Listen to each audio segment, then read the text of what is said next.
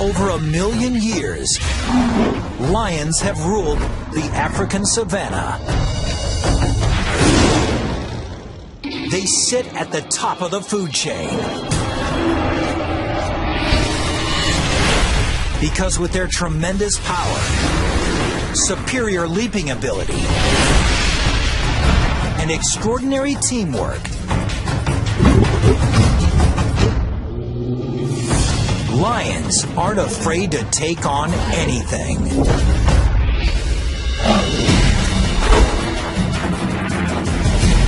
The lion, king of the beasts.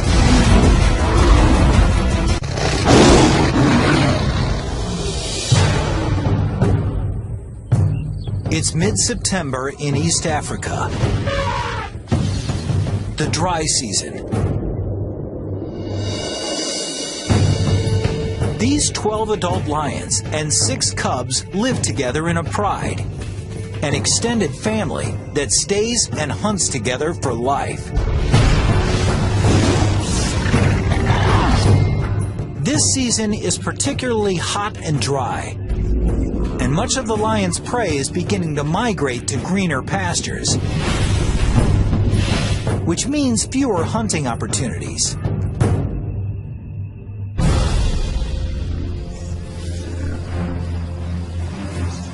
Each lion needs over 5 kilograms of meat a day, about 8,000 calories. And with fewer chances at a meal, this pride can't afford a botched hunt.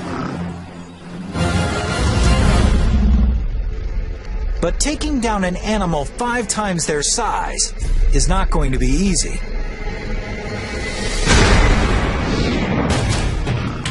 The buffalo present challenges. They're hyper alert to danger, sleeping only an hour a night, rarely more than a couple minutes at a time. A buffalo's sharp horns can span 1 meter, and they can easily kill a lion.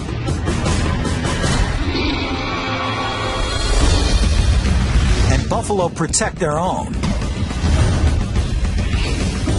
Smaller and weaker members stay in the middle of the herd, with mostly males forming a protective ring around the perimeter.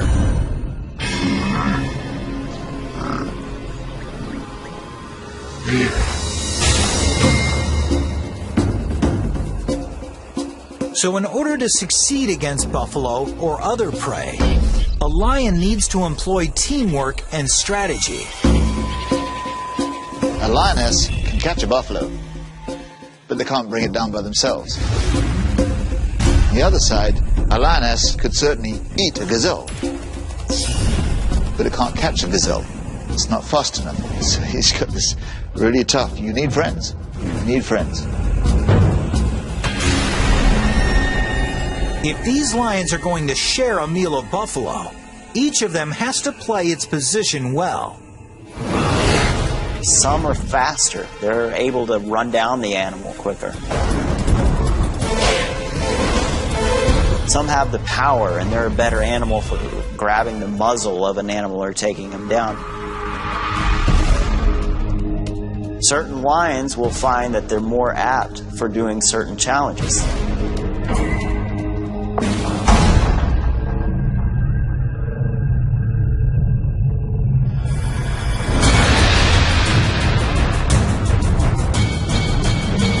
The hunt begins when 2 flushers charge the herd, forcing it into a panicked run.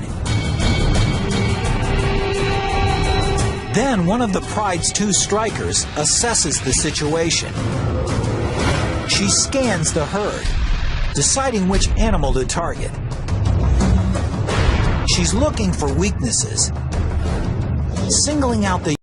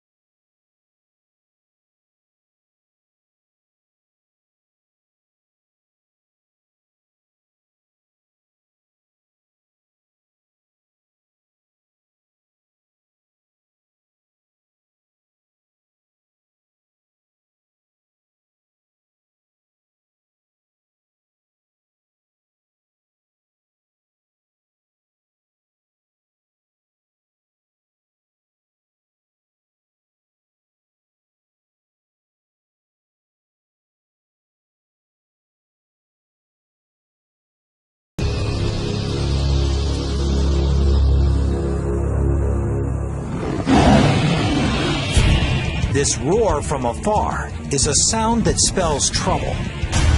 The kind of trouble that could change this pride forever.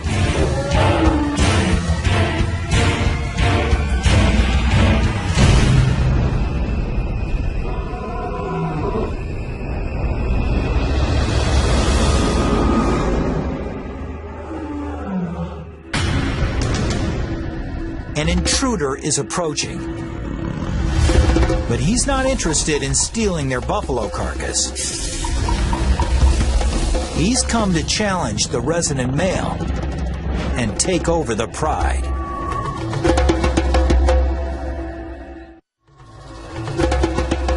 It's been a couple of years since the resident male was himself the challenger.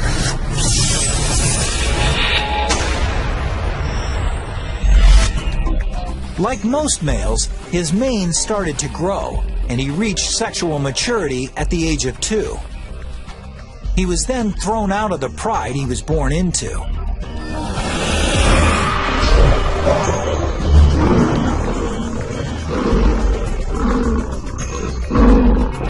This serves an evolutionary purpose. Since he's related to all the females in his pride, he must leave in order to mate. But as a teenager, he wasn't strong enough to depose a resident male. So he roamed for more than a year, waiting for his moment to take over a pride. 2 years ago, he did.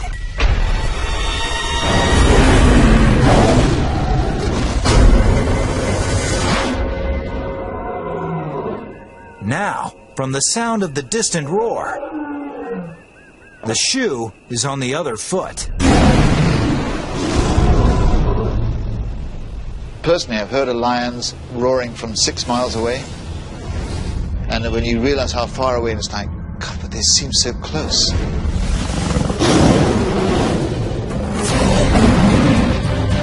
A lion's roar isn't just heard, it's felt. It begins when muscles between his ribs work like bellows, pushing air at 80 kilometers per hour over massive vocal folds, causing them to vibrate. But what gives the roar its power is the speaker cabinet between the roof of the mouth and the back of the throat. The sound resonates here, increasing in speed and intensity. And in this speaker cabinet, the lion can also manipulate his roar's pitch, the way an opera singer changes a note. The result is a sound that can reach 115 decibels, as loud as a rock concert.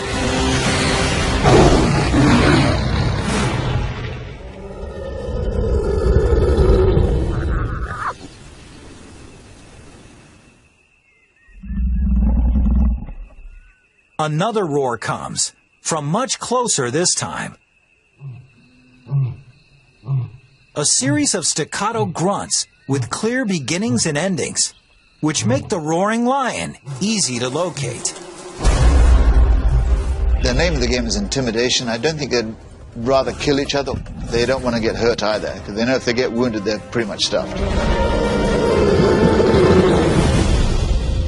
Now, both resident and challenger have a choice. Fight or flee.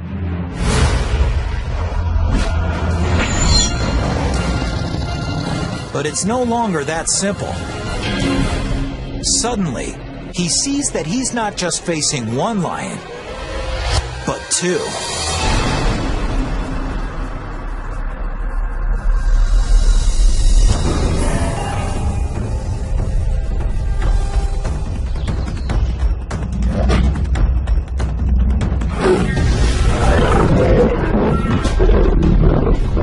As one intruder attacks the male, the second intruder threatens the pride.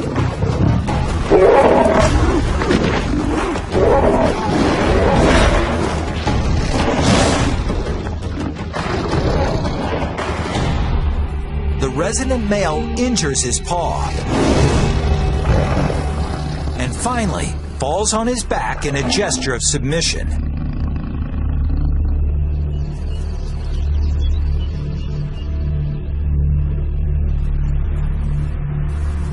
His pride and the territory are no longer his.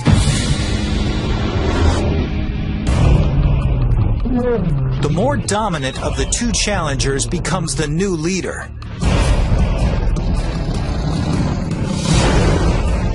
And as he takes power, things take a brutal turn.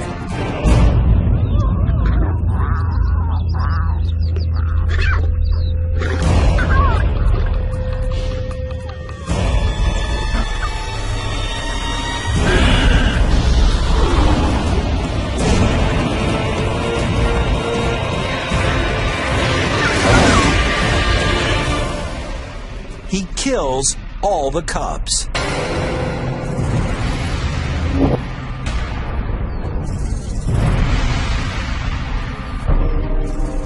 It seems very cruel, but basically he's just wanting to end the kingdom of this former male, to start his own reign.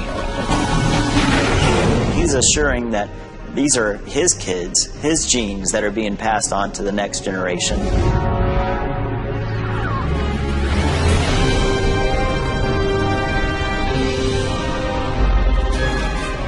If the new leader can stay with the pride long enough for his cubs to reach adulthood, his genetic line will continue.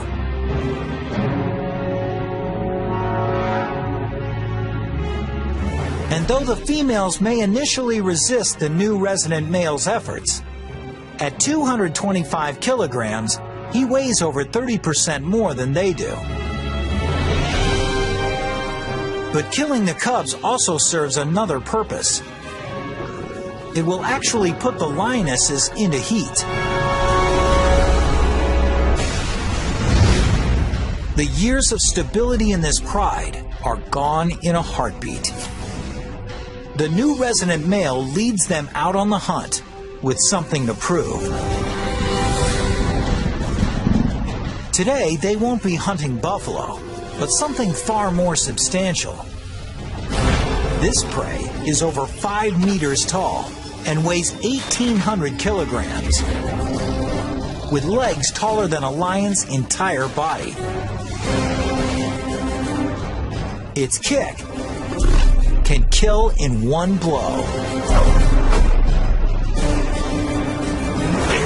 I've seen a giraffe give a sideways kick. You can hear the crack from 100 yards away. Caved his head in.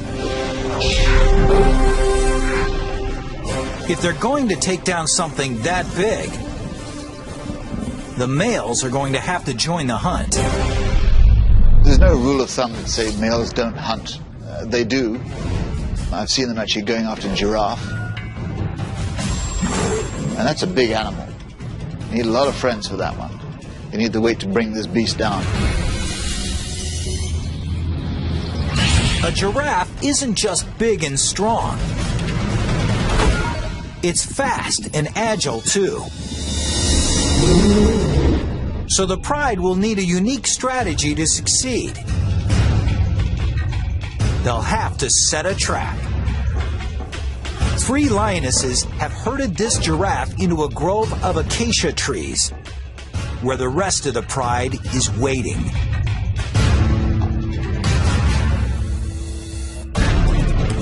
The giraffe is surrounded on 3 sides by the trees, and the lions are sealing off the 4th side. With nowhere to go, the giraffe begins to panic.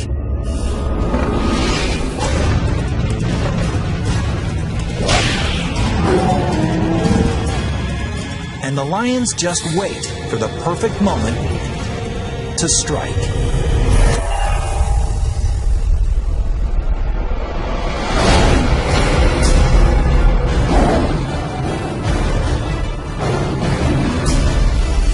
Even with an entire pride on him, this giraffe has no intention of going down easy.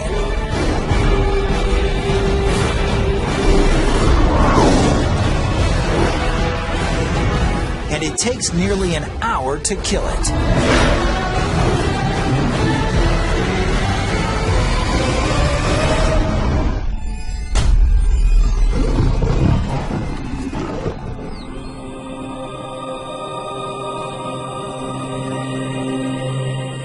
while the pride feasts on Giraffe.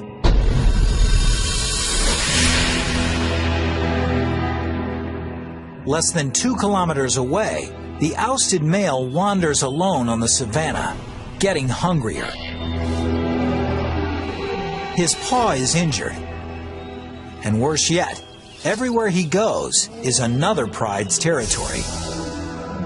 There could be 3 or 4 prides setting up territory within this 10 to 20 mile radius.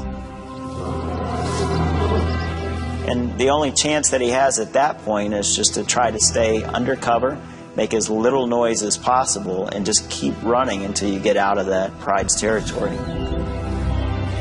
He's used to being stealthy to stalk his prey, but now he must keep a low profile to avoid being preyed upon. 4 days ago, he took in almost 30,000 calories, but expending more than 10,000 calories a day, he's got little left in the reserve. In the blink of an eye, everything about his life has changed. Getting hungrier, he's reduced to prowling like a hyena. Meanwhile, his former pride takes its time with such a huge meal. The more than 1 million calories could sustain them for 10 days.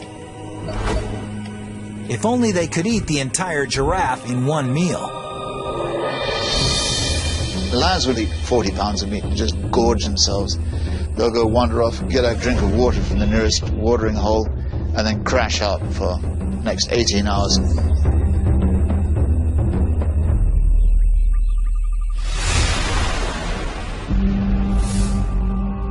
When they wake up, hyenas have taken the carcass and had a feast of their own.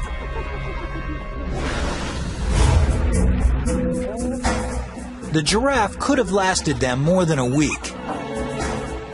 Instead, they'll be hunting the next evening.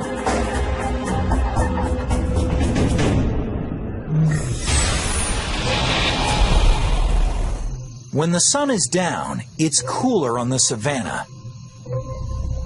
But it's not comfort driving lions to hunt at night.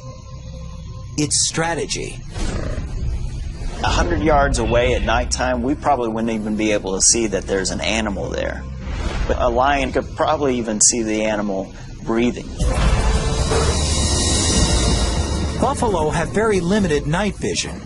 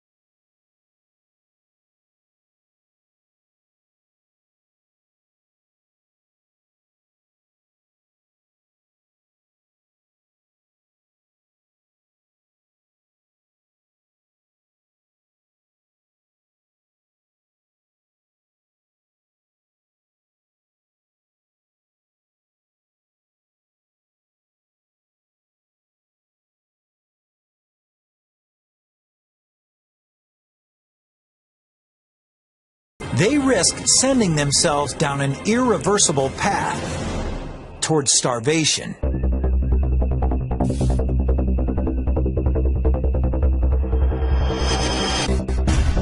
But with the Impala's tremendous acceleration, one of the pride's flushers simply can't catch it. A second flusher can't either. But just when it looks like the Impala will escape, the pride's fastest lion, one of its strikers, springs perfectly right at the Impala's neck.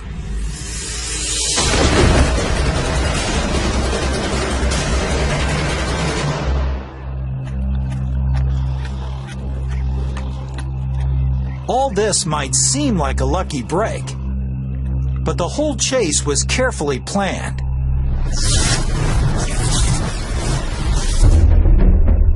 The first lioness's goal isn't to catch the Impala, but to direct its course.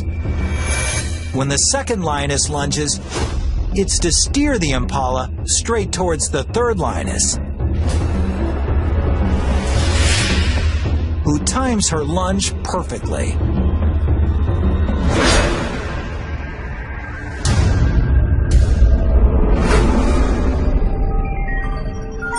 Each lioness nets about 4,200 calories.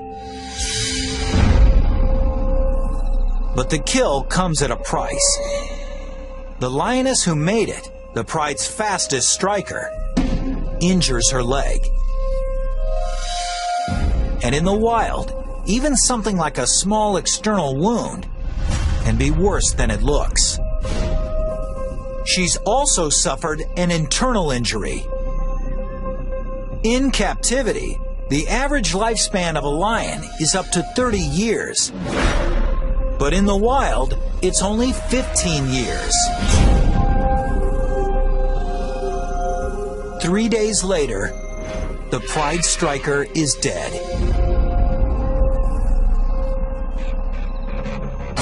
There's no time to mourn. The fastest young lioness takes her place.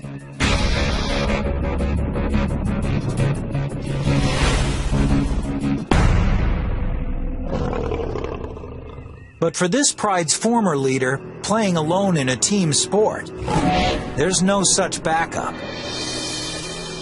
He's only got himself. He may survive for a while, eating scraps or picking up whatever he can. It's been 2 weeks since the old lion was thrown out of the pride he ruled for 2 years. Since then, things have gone from bad to worse.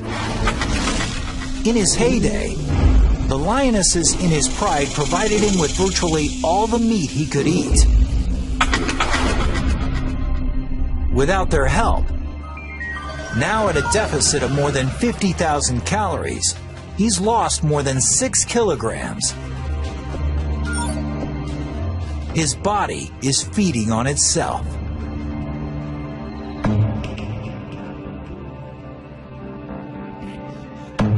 If he's gone a long time without eating, you also got to think he hasn't had any moisture either. Lions get most of their water from the prey that they catch.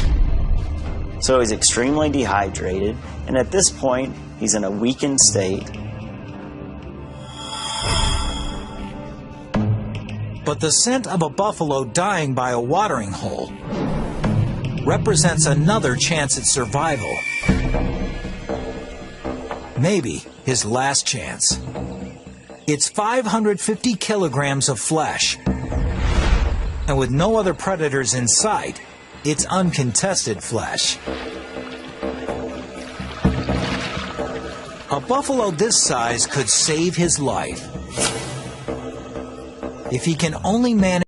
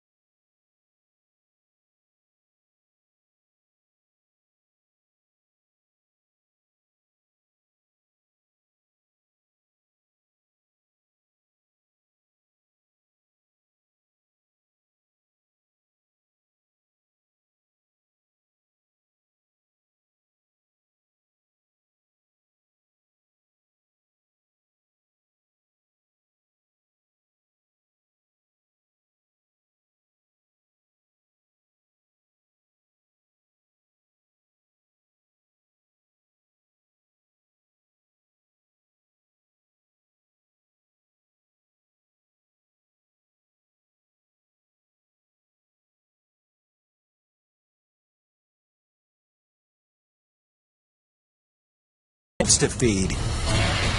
This pride can no longer afford to hunt small game. They have to go for whatever's in their path, no matter how dangerous.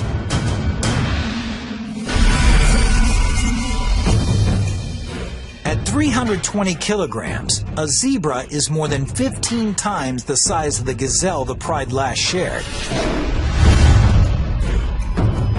One zebra could feed them all, and feed them well. But zebras are dangerous because they're so powerful. For the lioness who tries to take one, any mistake could spell disaster. A zebra has strong legs and a deadly kick, powerful enough to blind or even kill a lion if it connects.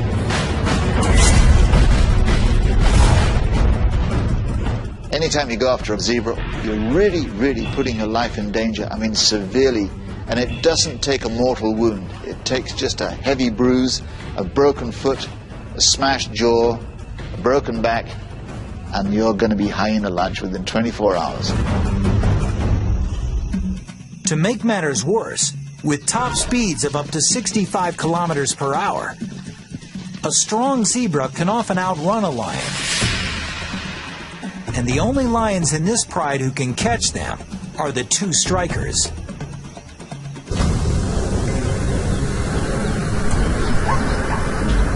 They hold, while one of the pride's flushers disperses the herd.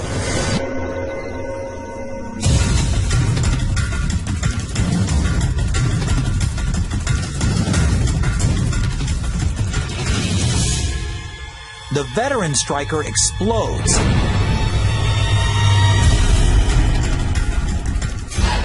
But the untested younger striker just watches and hangs passively back.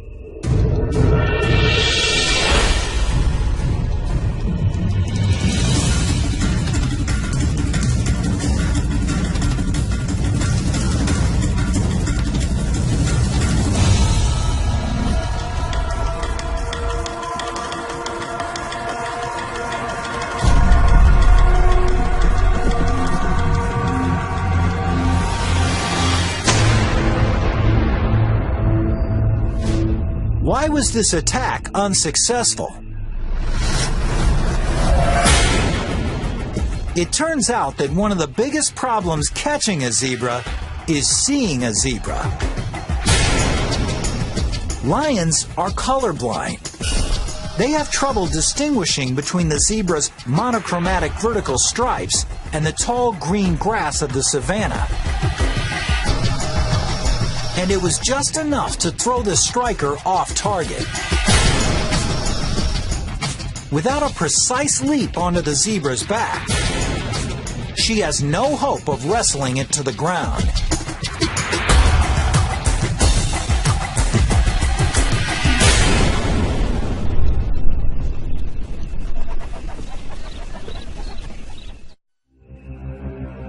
This spells disaster for the pride.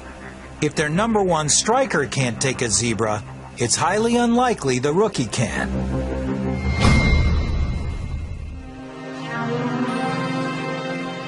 The pride moves off, but the rookie stays right where she is.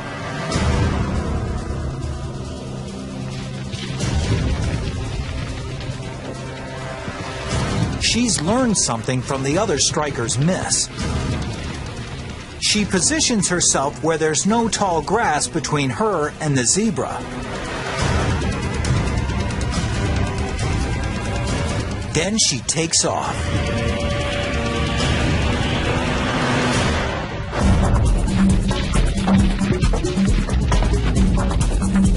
But if she's going to take this zebra down, she'll need a perfect leap and a perfect landing. A lioness is capable of leaping 10 meters, but to do so, all aspects of her anatomy need to work in perfect harmony. First, she'll need to be at the peak of her stride.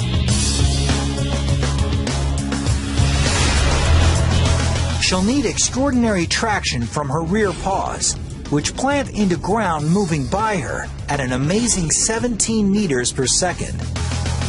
Her fore and back legs extend in perfect unison, triggering a spring-like explosion in her spine.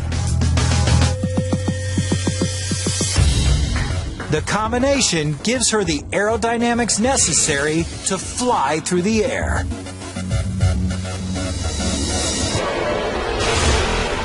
She latches onto her prey, tumbling with it until it falls.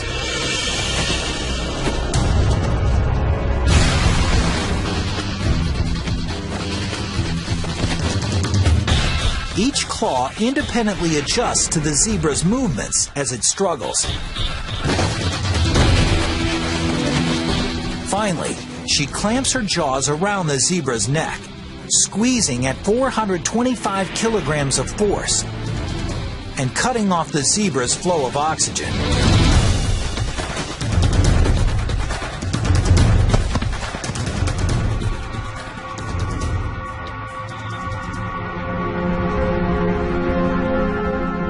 After she subdues her prey, the pride's two males move in to feed.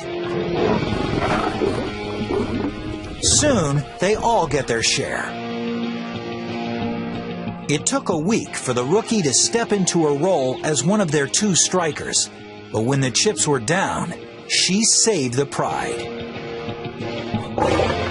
They all gorge on the 320-kilogram zebra until each of its members can hardly move.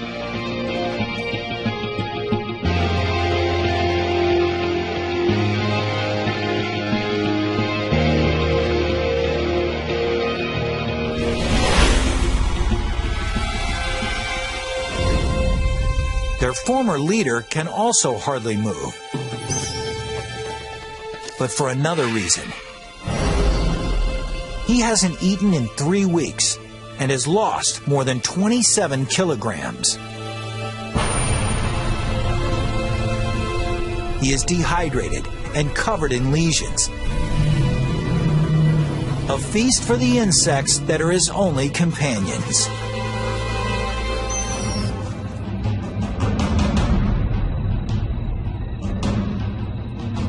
It's a cruel and lonely end for the exiled king. But it's the same fate suffered by the male he deposed, as well as what awaits the males who deposed him, too.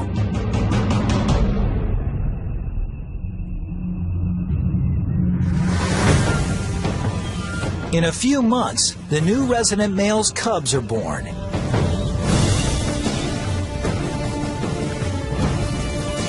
Someday, if they're lucky, they'll grow up to lead prides of their own. Just like someday they'll be challenged by younger males for those prides.